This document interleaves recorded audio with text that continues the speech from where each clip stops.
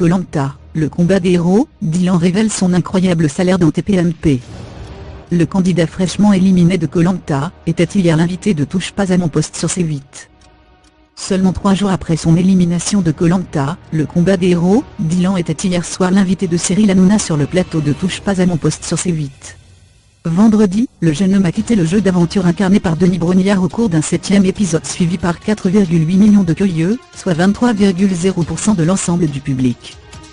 Dans Touche pas à mon poste, Dylan est notamment revenu sur son parcours dans la version All-Star de Koh-Lanta actuellement diffusée sur TF1.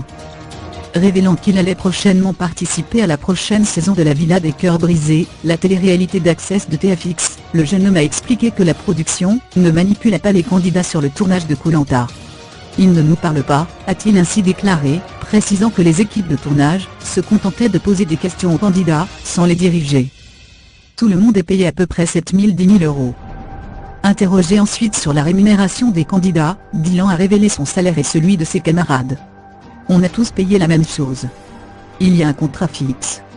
On signe pour la même chose, on a tout le même salaire, a-t-il expliqué dans un premier temps. C'est rien.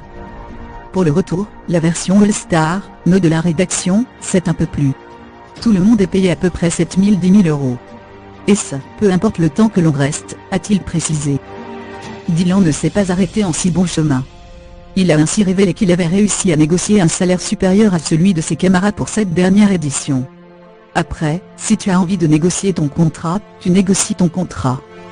Moi j'ai eu la chance de ne faire que 3 jours, lors de sa participation à Koh-Lanta Cambodge en 2017, nous de la rédaction, et d'être le mieux payé des aventuriers, pour cette version All-Star, nous de la rédaction, a-t-il ainsi déclaré. Il me voulait à tout prix parce que j'avais fait tout ce qu'il fallait en 3 jours, donc j'ai négocié mon contrat. Les aventuriers le savent. Au total, j'ai pris 27 000 euros, que je fasse 3 jours ou toute l'aventure, a-t-il raconté. On fait de la télé. C'est un business. On fait de la télé.